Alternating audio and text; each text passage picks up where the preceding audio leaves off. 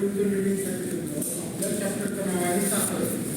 साखर म्हणल्यानंतर पहिल्यांदा आपल्या डोळ्यासमोर काय तर इंटरमिडिएट एरिया. म्हणजे आपण इथं कशासाठी समजत आहोत सॅटर्डे प्लस मधून अवघे होऊन श्रीमंत यासाठी समजतो. आपण श्रीमंत कसे होणार आहोत या भागातले आपण प्रॉब्लेम जेव्हा सॉल्व्ह करू त्यानुसार आपण श्रीमंत होणार. आता चाकण MIDC बरेचसे प्रॉब्लेम आहेत. सर्वात मोठा प्रॉब्लेम ट्रान्सपोर्टर बरोबर आहे. रेफरन्स फॉलो करतो किंवा डॉक्युमेंटेशन इंडियन लीगल काय मॅडम सॉल्व करतो किंवा मेडिकल काय मॅडम सॉल्व करते. परंतु दुसरा आहे लेबरची मॅनपॉवर कमतरता. याबद्दल बरेचसे प्रॉब्लेम आहेत. जसे की आपण पाहू शकतो अनेक लेबर आहे सिरीजमध्ये काम करते. यातले 2 ॲब्सेंट असले तर मॅन्युफॅक्चरिंग इफेक्ट होईल. इथे हाताने कॅन भरत आहे पुढे इथं जाऊन प्रेस होतो. हे हायजिनिक आहे का नाही. तर यावर अनेक सोल्युशन आहेत. त्यापैकी एक सोल्युशन आहे इंडस्ट्रियल ऑटोमेशन. तर काय आपण पाहूयात. नमस्कार, मी प्रशांत कवठेकर. माझ्या कंपनीचं नाव आहे अनुप्राश इंजिनिअरिंग. मला 16 वर्षाचा अनुभव आहे. JCB, Tata Johnson control box, Bombardier इत्यादी कंपनी. 2020 मध्ये मी माझी डिझाईन कन्सल्टन्सी चालू केली आणि इथे माझी कॅटेगरी आहे इंडस्ट्रियल ऑटोमेशन. तर सुरुवातीला डिझाईन पासून सुरुवात करू. डिझाईन म्हणजे तुमच्याकडे एक कन्सेप्ट आहे जी तुम्ही कागदावर मांडताय. त्याचा CAD मॉडेल बनवतो, स्ट्रेस अनालिसिस, ते योग्य सहन केला नाही केला परत CAD मॉडेल आणि मॅन्युफॅक्चर बनवतो. अशी डिझाईनची प्रोसिजर आहे. तर डिझाईनमध्ये बरेचसे आहेत. मटेरियल सिलेक्शन, त्यामध्ये हजारो मटेरियल आहेत की विअर अँड टिअर सहन करतील की नाही किंवा टेम्परेचर सहन करतील का नाही यानुसार सिलेक्शन होतं. तर आता मी उद्याकडे ऑटोमेशन आणि इंडस्ट्रियल ऑटोमेशन. तर इथं पाहता या कंपनीत हजारो रिंग आहेत. त्यांचे वेल्डिंगचे भर साफ करायचे मॅन्युअली काम करतात, स्किल्ड वर्क करतात. तर याच्यासाठी सेमी ऑटोमेशन केलं आहे. त्याचा सायकल टाईम 90 सेकंद होता, आता 15 सेकंद आला आहे. त्याच्यामध्ये PLC वगैरे आपण काही आवश्यक नाही. सेमी ऑटोमॅटिक आहे. कॉस्ट सेव्ह झाली. 3 शिफ्टचं काम एका शिफ्टमध्ये झालं. प्रोडक्टिव्हिटी आणि सेफ्टी इन्क्रीज आहे. तसं इथे 14 वर्करची असेंब्ली नाही. आपल्या घरामध्ये जो बॉक्स असतो इलेक्ट्रिक इनपुट येणार त्या बॉक्सची इनपुट 14 लोकांची असेंब्ली लागली आहे. तर यामध्ये आपण ऑटोमेशन केलं आणि फक्त एक ऑपरेटर हा मशीन चालू शकतो. तरी इथे तुम्ही पाहू शकता 13 वर्करची कॉस्ट वाचली आहे, वर्कप्लेस वाचली आहे, 13 लोकांचं ट्रान्सपोर्टेशनचा कॉस्ट, इतर ओव्हरहेड्स तुम्हाला माहिती चालेल. आणि फायदा काय झाला, प्रोडक्टिव्हिटी वाढली, ॲक्युरेसी वाढली आणि सेफ्टी वाढली. आणि रिटर्न ऑफ इन्व्हेस्टमेंट फक्त 4 महिने, कारण 13 लोकांचे मॅनपॉवर कमी केली आहे. तर इथं आमच्या कस्टमरची रिक्वायरमेंट त्यांचे छोटे PCB आहेत इलेक्ट्रॉनिक मॅन्युफॅक्चर. तर त्यांनी हे मशीन पाहिलं आहे. हे बहुता जपान इम्पोर्ट करतो. याची प्राईस आहे 18 लाख आणि यांचे कस्टमाइज आहे मोठ्या PCBसाठी. तर हे आपण याच्यासाठी मशीन बनवत आहे आणि 18 लाखाची प्राईस आहे. आपण 8.5 लाखामध्ये बनवत आहोत. याला लोकल सपोर्ट नाही आहे. 6 महिन्याची वॉरंटी. लॉक्ड प्रोग्राम PLC मध्ये तुम्हाला माहीत असेल प्रोग्राम लॉक करतात. त्यामध्ये 8 ते 9 प्रोग्राम असतात. इतकेच तुम्ही चालू शकता. नाही तर वेगळा असेल तर तुम्हाला नवीन मशीन देतो. आपण अनलॉक्ड प्रोग्राम देतो आणि फुल सपोर्ट देतो. तर हे मशीन आहे कस्टमरचं. हे आम्ही बनवत आहोत. इथे 2 स्टेशन आहेत.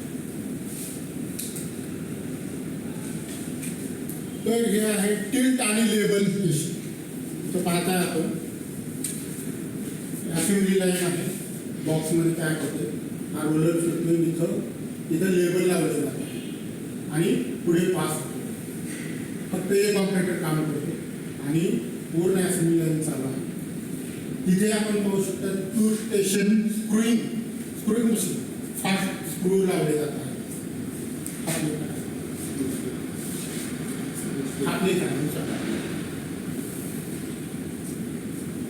तर अत्यंत फास्ट आहे. लेडीज ऑपरेटर करत आहे. 2 स्टेशन आहेत, at a time 2 part assemble होत आहे. तर याचा सर्वात बेनिफिट काय आहे तर woman are getting more jobs, कारण इंडस्ट्री. तर आमची प्रोसिजर काय असते, आम्ही स्टडी करतो सुरुवातीला प्रॉब्लेम काय आहे तो स्टडी करतो. डिझाईन रिलेटेड असू द्या किंवा ऑटोमेशन रिलेटेड असू द्या. आम्ही नॉन डिस्क्लोजर ॲग्रीमेंट साईन करतो.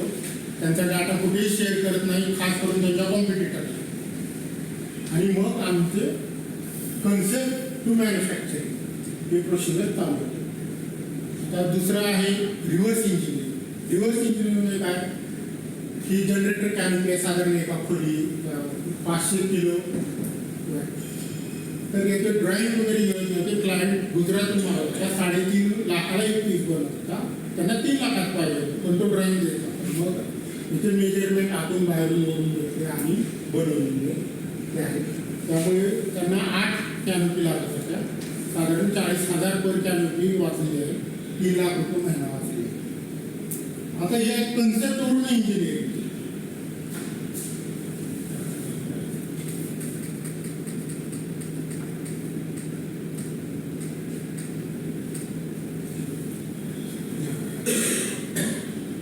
हा व्हिडिओ क्लिप आहे यूट्यूबवरून पाठवलेला. त्यांना अशी मशीन पाहिजे ती चायनातून मिळते. तर त्यांची फक्त रिक्वायरमेंट त्यांची रोलर मोठा साईजची आहे आणि याला बॅकअप नाही, काही नाही, सर्व्हिस नाही. तर फक्त हे व्हिडिओ क्लिपवरून एक व्हिडिओ क्लिपवरून पूर्ण एंटायर मशीन तयार केली आहे.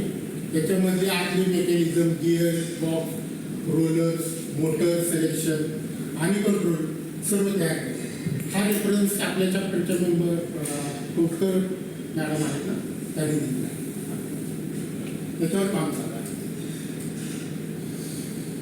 तर हा एक आणखी एक प्रॉब्लेम सॉल्व्ह केला. आपल्याला बॅरल शिफ्ट करायचं ट्रकमधून टेम्पोमधून. आपलं समजा अंडरग्राऊंड स्टोरेज आहे तर तिथे शिफ्ट करण्यासाठी पहिल्यांदा कन्सेप्ट केली जे 3 फुटी दरवाजातून सुद्धा गेलं पाहिजे. त्यासाठी ट्रॅक्टर वापरता येत नाही, फोर्कलिफ्ट वापरता येत नाही, अशा कंजेस्टेड जागेसाठी कन्सेप्ट डेव्हलप केली. त्यावरून बेसिक फ्लॅट मॉडेल बनवलं. त्यानंतर ही कन्सेप्ट पूर्ण केली. त्यानंतर यावर लोड कॅल्क्युलेशन लावले, स्ट्रेस अनालिसिस लावलं आणि ready to manufacturing final product हे असं केलं. पाईप पोझिशन ट्रॉली, इथे पाईप पोझिशन 6 मीटरचा पाईप जर आपल्याला लेझर कट करायचं असेल फाईन ॲक्युरेसी तर सपोर्ट लागणार. ते असे सपोर्ट कॅड आउटमध्ये केलं आणि बनवलेलं आहे. तसंच हा गिअर बॉक्स असेंब्ली आहे. गिअर बॉक्स आणि मोटर असेंब्ली केली आहे. हा फूड पाईप आहे, त्या स्क्रू कन्व्हेयर आहे त्याची 1 वर्षात रिटर्न. तर 2030 मध्ये फ्युचर काय असणार आहे इंडस्ट्रियल ॲप्लिकेशनचं. तर असा भारतामध्ये जवळपास 70 ते 75% जे मॅन्युफॅक्चरिंग मास मॅन्युफॅक्चरिंग खास करून तर ते ऑटोमेशन होणार आहे. कारण इंडस्ट्रीज मूव्हिंग टुवर्ड्स 4.0. तर हे माझं उद्दिष्ट काढलं. तर आम्ही सॉफ्टवेअर कुठे वापरतो डिझाईनसाठी आम्ही सिमेन्स एनएक्स कॅटेगरी पाय सॉलिड वापरतो आणि PLCसाठी सिमेन्स PLC वापरतो खास करून, कारण ते सर्वात बेस्ट आहे. ही माझी टीम आहे. या टीममध्ये माझे 4 मेंबर आहेत. सर्वांना 15+ इयर्स एक्सपिरियन्स आहे. या माझ्या कंपनीची जीव आहे, त्या कंपनीवर मी काम करतो फोटो काढायचं.